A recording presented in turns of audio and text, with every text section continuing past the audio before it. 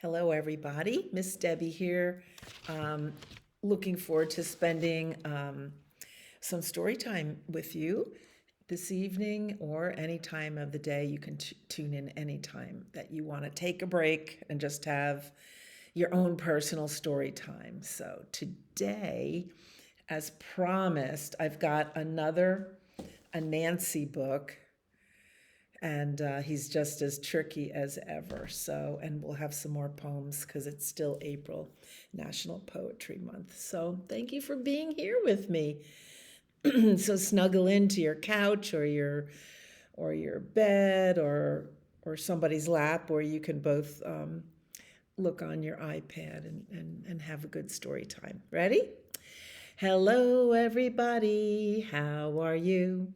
How are you? How are you? Hello, everybody.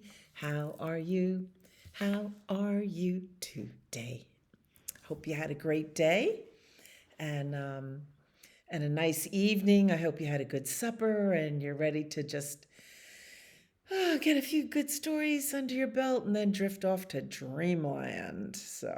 And I know these days are very busy, and maybe you got plunked at a babysitter or at school, preschool, or daycare somewhere. Sometimes my mommy takes me over to my friend's house to play. Sometimes she's gone a little while, and sometimes she's gone all day. But my mommy comes back, my mommy comes back, my mommy comes back to get me. My mommy comes back, she always comes back, she never would forget me. And then we like to exercise our fingers, also our manners. Um, so it's very important to keep your fingers exercised, not just for little kids, but for grown-ups as well, especially as they turn into grannies and grandpops and poppies and nonas. Um, but it's good to keep your fingers exercised. I was going to say something about that, but I forgot. Okay. Hands closed into fists, put them in your lap. Where is Thumpkin? Where is Thumpkin? Here I am. Here I am. How are you today, sir? Very well, I thank you. Run away, run away. I remember what I was going to say. It's a song about manners. So when people, or in this case, fingers, greet each other, they're very polite and they say, "How are you today, sir?" And they bow. And it's proper to respond if somebody speaks to you to say, "I'm very well, thank you." I don't know why they run away. That's not very polite, but that's the silly song. Where is Pointer? Where is Pointer? Here I am. Here I am.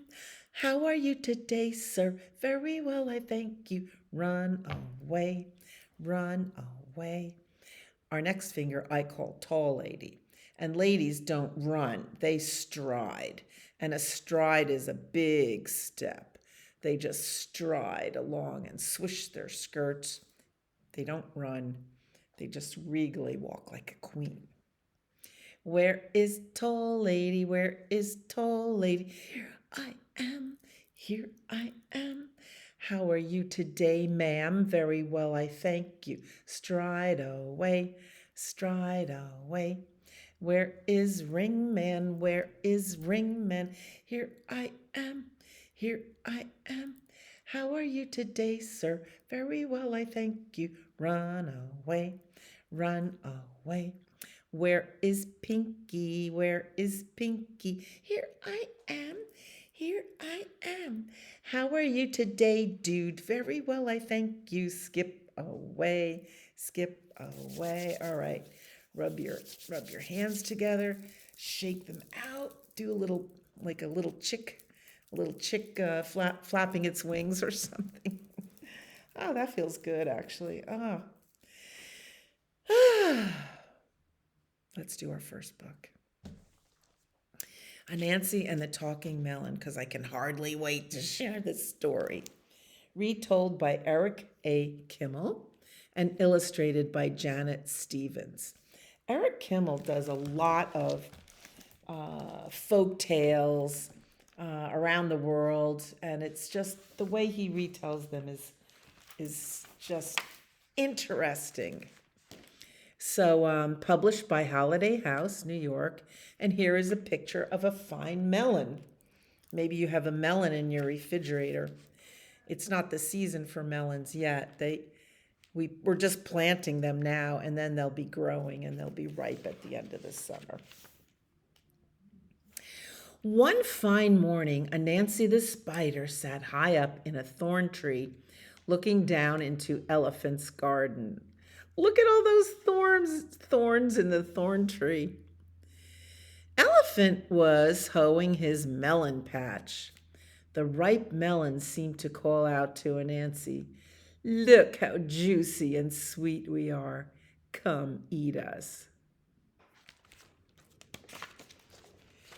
Anansi loved to eat melons, but he was much too lazy to grow them himself. So he sat up in the thorn tree, watching and waiting, while the sun rose high in the sky and the day grew warm. By the time noon came, it was too hot to work. Elephant put down his hoe and went inside his house to take a nap. Here was the moment Anansi had been waiting for. He broke off a thorn and dropped down into the melon patch. He used the thorn to bore a hole in the biggest, ripest melon.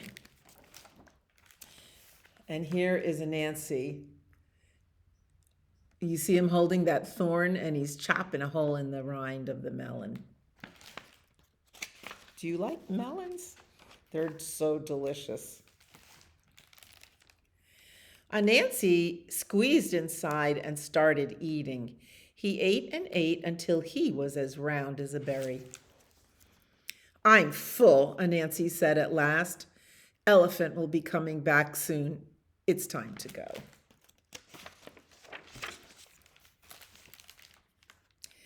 But when he tried to squeeze through the hole, Anansi had a surprise. He didn't fit. The hole was big enough for a thin spider, but much too small for a fat one. "I'm stuck," Anansi cried. "I can't get out. I will have to wait until I'm thin again." Anansi sat down on a pile of melon seeds and waited to get thin. Time passed slowly. "I'm bored," Anansi said. "I wish I had something to do."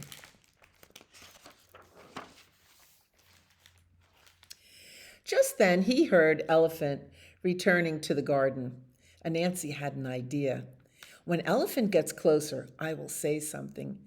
Elephant will think the melon is talking. What fun!" Elephant walked over to the melon patch. "Look at this fine melon, how big and ripe it is," he said, picking it up. And we know it's the melon with Anansi because you see the little hole. And we know that Anansi chose the biggest, ripest melon to delve into. "Ouch!" cried Anansi. Elephant jumped. "Ugh, who said that?" "I did. The melon," Anansi said. "I didn't know melons could talk," said Elephant. "Of course we do. We talk all the time. The trouble is, you never listen." "I can't believe my ears," Elephant exclaimed. "A talking melon! Who could believe it? I must show this to the king." Elephant ran down the road carrying the melon with Anansi inside. Along the way, he ran into Hippo. "Where are you going with that melon?" Hippo asked.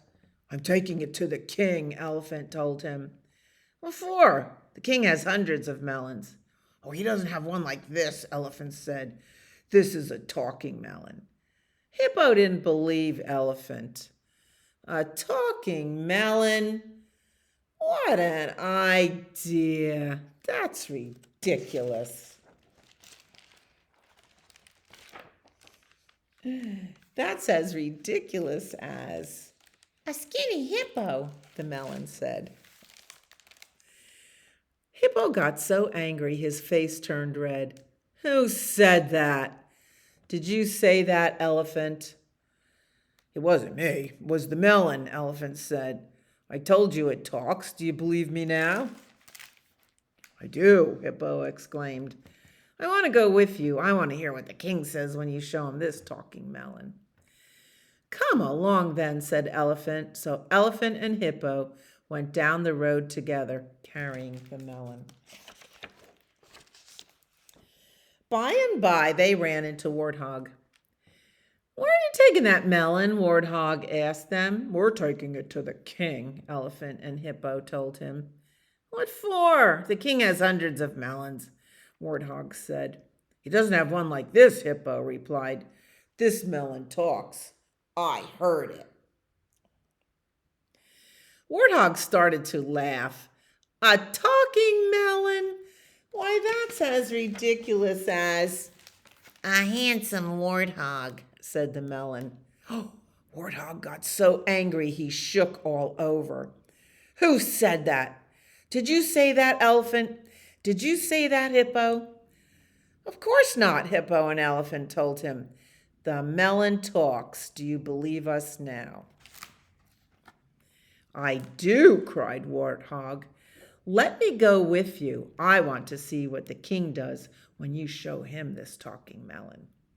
So Warthog, Elephant, and Hippo went down the road together, carrying the melon. Along the way, they met Ostrich, Rhino, and Turtle. They didn't believe the melon could talk either until they heard it for themselves. They wanted to come along too. And here they all are. What's Warthog doing? Warthog looks like he's clearing the way so they can all carry the melon.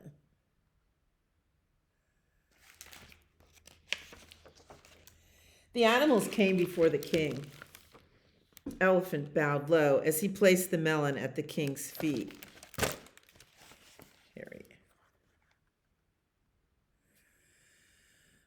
The king looked down. Why did you bring me a melon?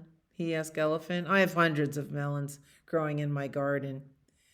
You don't have one like this, Elephant said. This melon talks. Look at the king. He's a gorilla.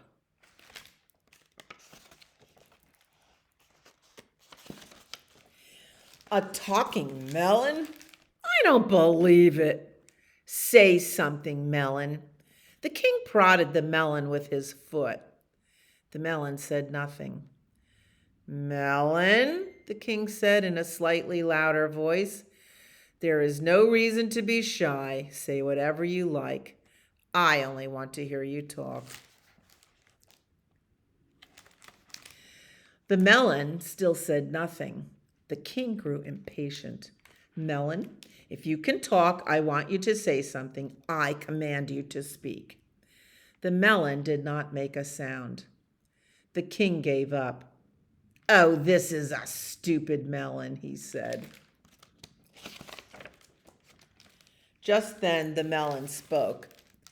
Stupid am I? Why do you say that? I'm not the one who talks to melons. The animals had never seen the king so angry. How dare this melon insult me?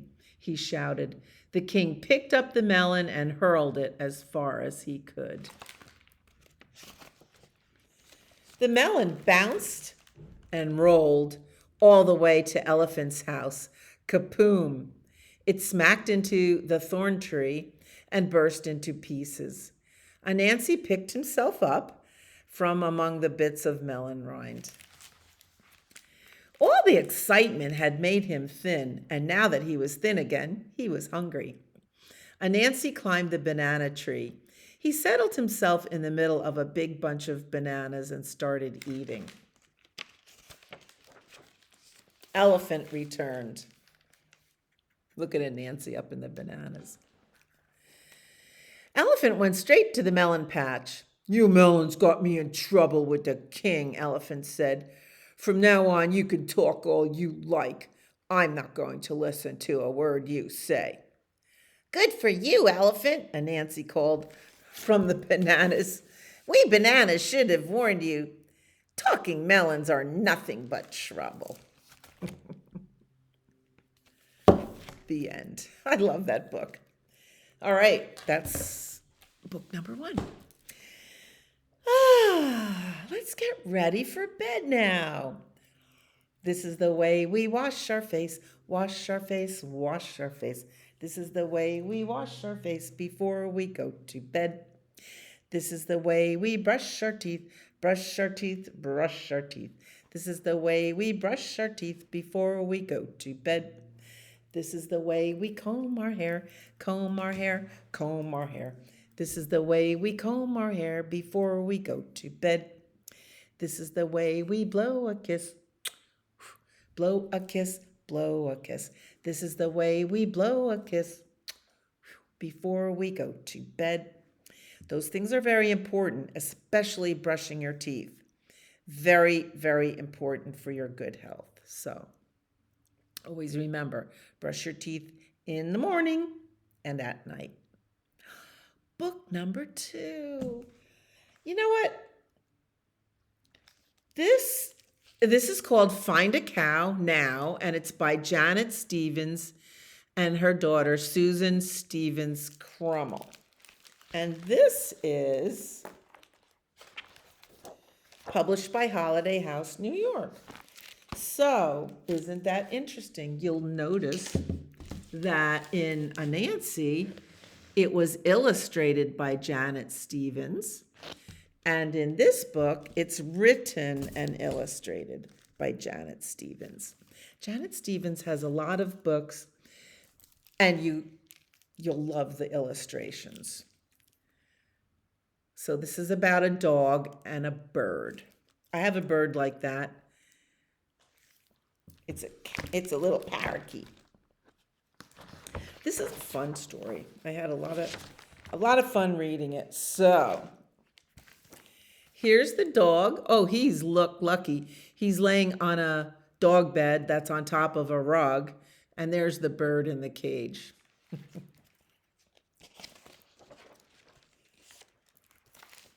Must get pretty boring laying around all day, right? If you're a dog. Yep. Nap, nap, nap. Dog was tired of naps. He needed to move. Yip, yip. He needed to chase. Ruff, ruff. He's chasing his tail. And now he's shaking out the rug. He needed to round up. Yee-haw! He's pushing the chair over. Stop it! Screeched the bird. You're driving me crazy, you silly cattle dog. You're supposed to herd cows, not chairs, not rugs. You need a cow. What's a cow? Asked Dog. I don't know, replied Bird. But a cow is not in the city. A cow must be out there in the country. Go, find a cow now. Okay, Bird, I'll go to the country to find me a cow. Dog rode down the elevator. Nobody noticed. Dog walked through the streets. Nobody noticed. Dog walked and walked until the city turned to country. Wow. Oh, look how far away. You see it? Look how far away the city is, and he's walked all that way to the country. And there it was. There's some animals under the trees. A cow. Ruff, ruff. Yip, yip. Yee-haw! Cluck, cluck, peck, peck. I am not a cow, silly dog. I am a chicken. Leave me alone. Oops. Dog walked and walked. And there it was. A cow. Ruff, ruff. Yip, yip. Yee-haw. I am not a cow, silly dog. I'm a pig. Leave me alone. Oink, oink, snort, snort. Dog walked and walked. There it was. A cow. Ruff, ruff. Yip, yip. Hee-haw. I am not a cow, silly dog. I'm a donkey. Leave me alone. Hee-haw, kaboom. Oh, don't ever stand behind a horse or a donkey. Ever, ever, ever. Because look what they do with their back legs. Boom. And poor dog landed plop in the grass. And the animal came over and said, "Are you okay?" "No." "Need some help?" "I want to go home." Well, we know what kind of animal that is, but dog doesn't. And dog got up on the animal's back, and they walked and walked until country turned to city. They walked through the streets of the city. Nobody noticed. But then, what's going on? Good grief! Is that a eek? Beep, beep. Help, honk, honk, get out of the way. Moo. Wait, slow down. Call the police. Oh my gosh, what a ruckus. Poor cow. Cow runs. Moo. And the dog is like, go right, go left. Ruff, ruff. Yip, yip. Ee-haw. He's herding a cow. Go right, go left. That's what dogs do. Are you okay? He said to the cow. Yeah. My name is dog. What's yours? Cow. Oh, wow. I found a cow. Can you stay? No, it's late. I gotta go home. But I'll be back. Thanks, dog. Thanks, cow. Bird, I'm home. Did you find a cow? Yeah. Did you herd it? Yeah. You did? Was it fun? What did it look like? Was it big? Did you stop it, silly bird? I'm tired. I need a nap. The end. Find a cow now. Find this book in your library now. I like that. I have to go look up more Janet Stevens books to share with you. Winding down. Skidamarinka-dinky-dink, skidamarinky-doo. I love you. Skidamarinka-dinky-dink, skidamarinky-doo. I love you. I love you in the morning and in the afternoon. I love you in the evening and underneath the moon. Oh, skidamarinka-dinky-dink, skidamarinky-doo. I love you. Cha-cha-cha. All right. If you're sleepy and you know it, blink your eyes, blink, blink. If you're sleepy and you know it, blink your eyes, blink, blink. If you're sleepy and you know it, your body will always show it. If you're sleepy and you know it, blink your eyes, blink, blink. If you're sleepy and you know it, wink your eye, wink, wink. If you're sleepy and you know it, wink your eye, wink, wink. If you're sleepy and you know it, your body will always show it. If you're sleepy and you know it, wink your eye, wink, wink. If you're sleepy and you know it, nod your head, nod, nod. If you're sleepy and you know it, nod your head, nod, nod. If you're sleepy and you know it, your body will always show it. If you're sleepy and you know it, nod your head, nod, nod. If you're sleepy and you know it, take a deep breath and blow it out. If you're sleepy and you know it, take a deep breath. If you're sleepy and you know it, then you will always show it. If you're sleepy and you know it, take a deep breath. I'm gonna yawn. I think I breathe when you yawn. In through your nose, out through your mouth. Oh, don't you feel better? Now you're getting really ready to go to bed. Day is done, gone the sun, from the land, from the hills, from the sky. All is well, safely rest. Sleep is nigh. And as it gets twilight, the stars come out. And who's the first star? Twinkle. Starlight, star bright. First star I see tonight. I wish I may, I wish I might have the wish I wish tonight. Twinkle, twinkle, little star, how I wonder what you are. Up above the world so high, like a diamond in the sky. Twinkle, twinkle, little star, how I wonder what you are. Bye, Twinkle. Thanks for watching over us tonight. Another story. This is a brand new book in our library. It's called A Bear, a Bee, and a Honey Tree. And it's written by Daniel Bernstrom, and it's illustrated by Brandon James Scott. Two new people, and it's published by Hippo Park.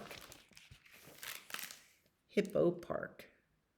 I love the illustrations. Look at how cute that bear is. Well, bears and bees are wild. Don't try to play with them. Just, it's fun to think about in a story, but in real life, no.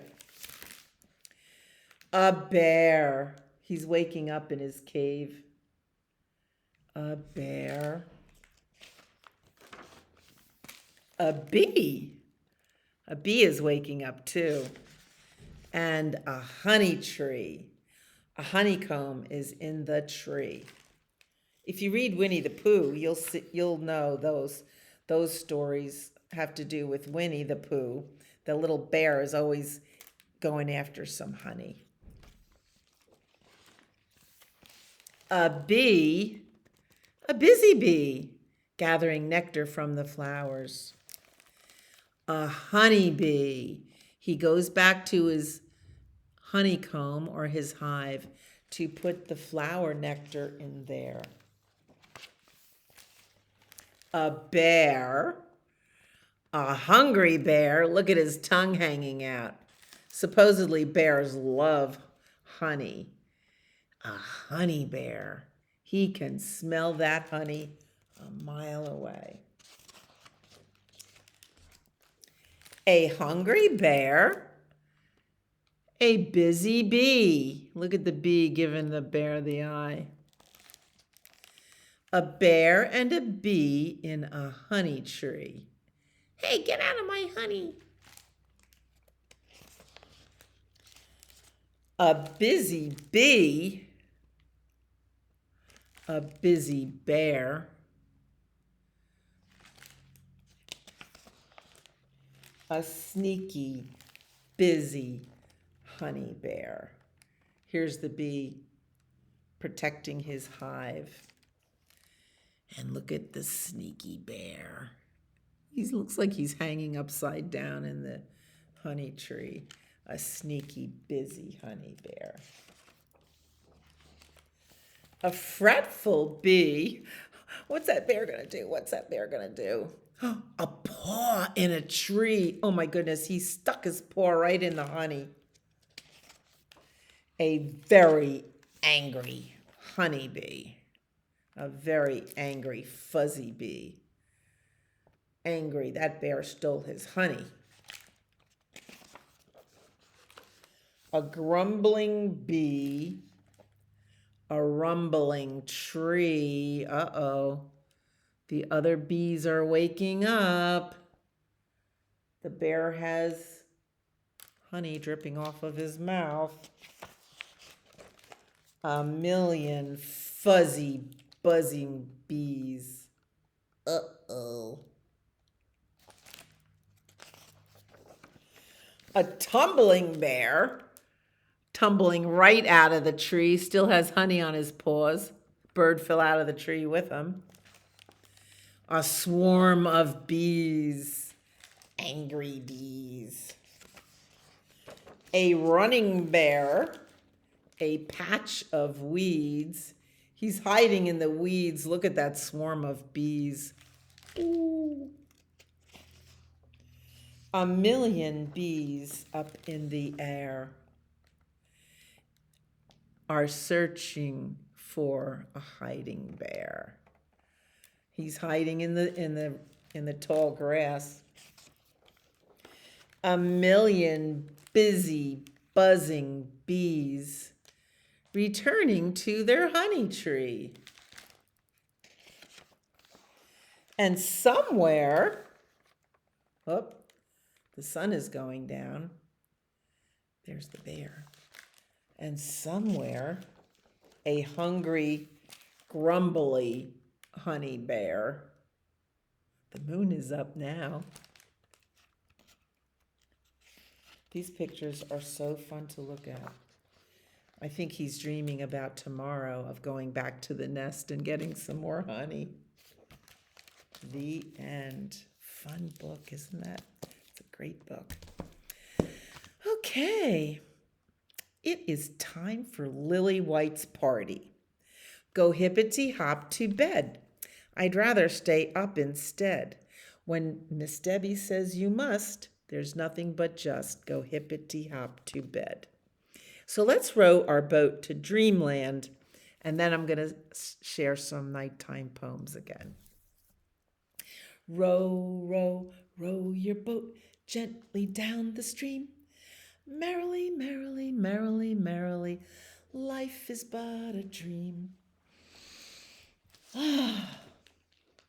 These poems are from this wonderful book called The Dream Train, Poems for Bedtime, by Sean Taylor and illustrated by Anuska Alapuz.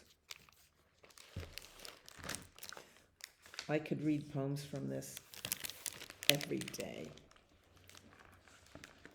This poem is called Thank You. Thank you today for the good things you gave me. Thank you for the food, the fresh air, and fun. And thank you tomorrow for always being there. You're like a story that no one's ever heard. And here's the beautiful pictures that go with that poem. Thank you.